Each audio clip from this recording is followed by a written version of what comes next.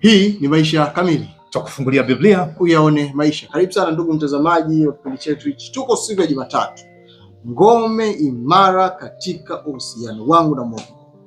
Tuombe. Mungu wetu wa mbinguni, tunakushukuru sana kwa upendo wako mkuu. Asante kwa somo la wiki hii. Jana tumejifunza tutegemee neno lako. Mawashowasho, vishawishi vyovyote tusivisikilize, huyo ni bwana mwingine kabisa. Bwana wetu ni kwako na tutii sauti yako. Leo tunaomba tufungulie pia siri za siku ya leo, ni katika jina la Yesu Kristo tunaomba na kuamini. Amina. Amina. Ngome imara katika uhusiano wangu.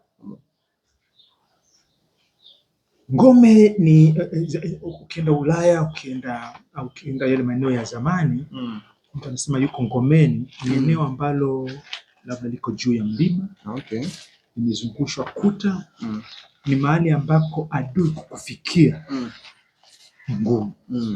Somo la wiki hii, dhambi, injili na sheria. Dhambi ni adui. Tunahitaji kuwa ngomeni kwa salama. Amina. Na ngome ni nini kama sio neno la Mungu? Sasa kuna mafungu kadha wa kadha, ninaomba tusome pamoja. Hebu twende na mwongozo, nadhani amenukuu kama yalivyo. Tukianza na Wakorintho wa kwanza, iko hapo. Wakorintho wa kwanza sura ya 10 mstari 12.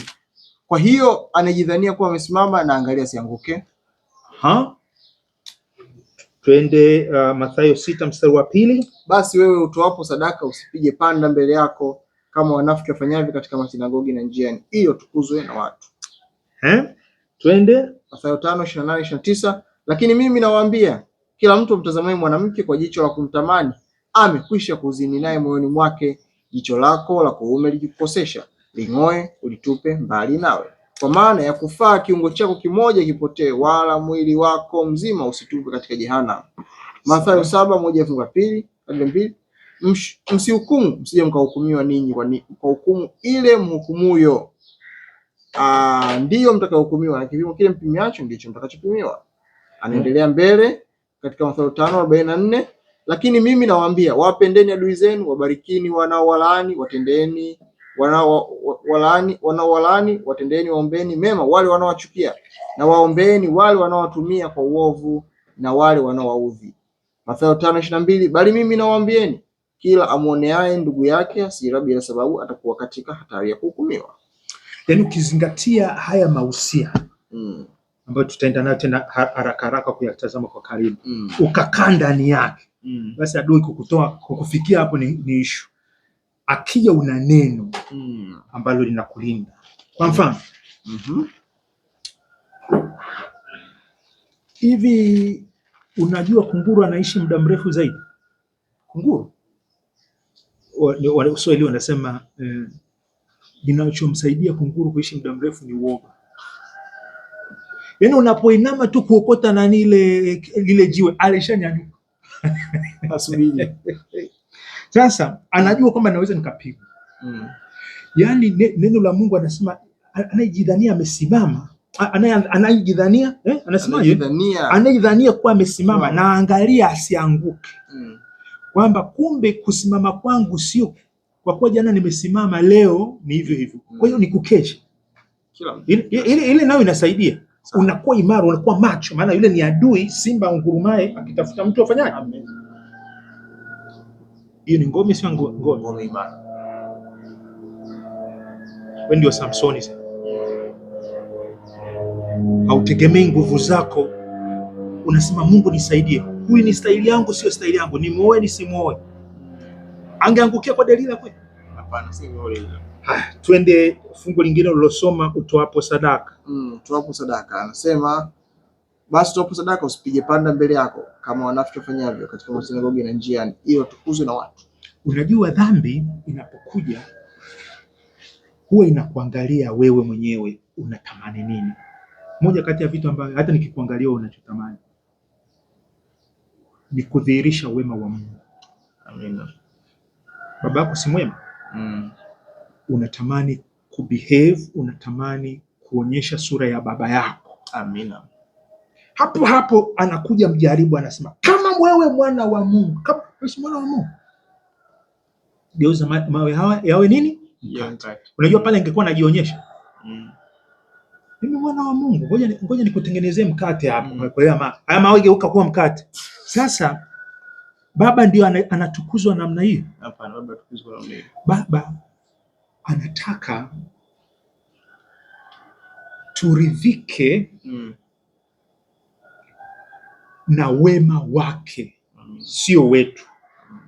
Sisi wema tunaouonyesha ni ule tunaorudisha kwake, ni ule tuliopokea kutoka kwake. Amina.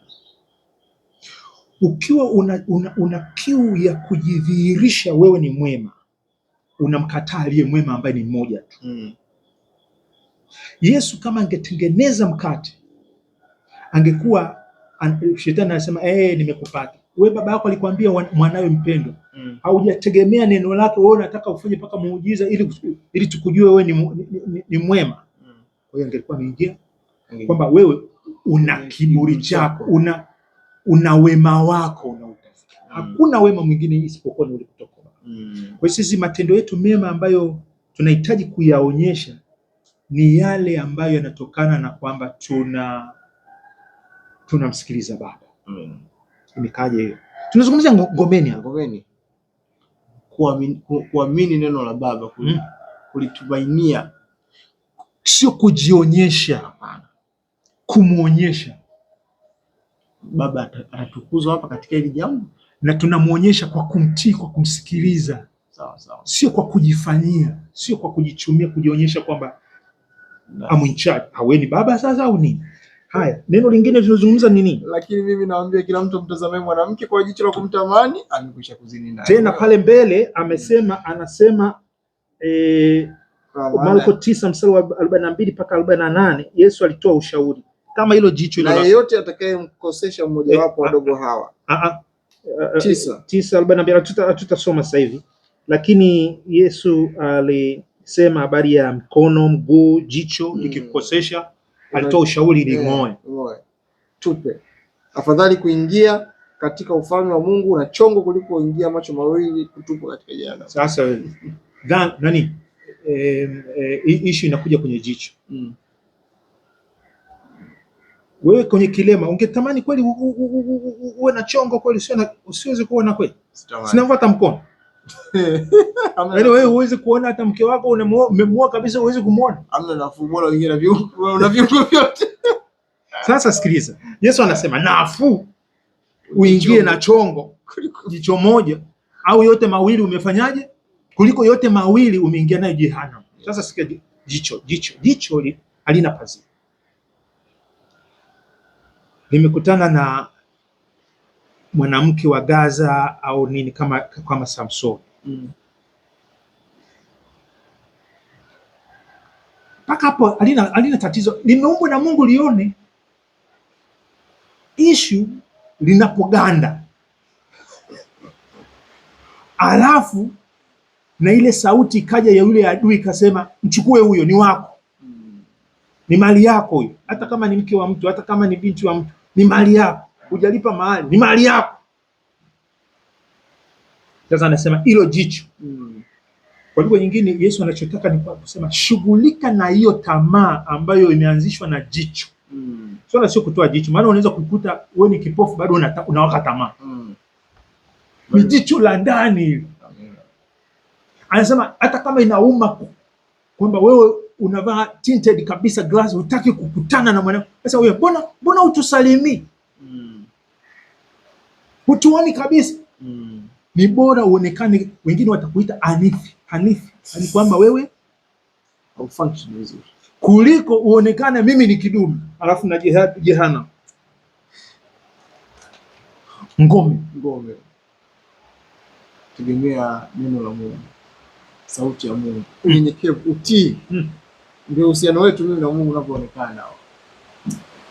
Kweli siku somo la leo ni bora kusema kwa lugha nyingine yote ni bora ujionyeshe hafifu mbele za Mungu au mnyenyekevu mbele za Mungu kuliko ni kujionyesha mwamba alafu kaenda korongoni. Rafiki, tegemea akili za Mungu, sio zako. Amina.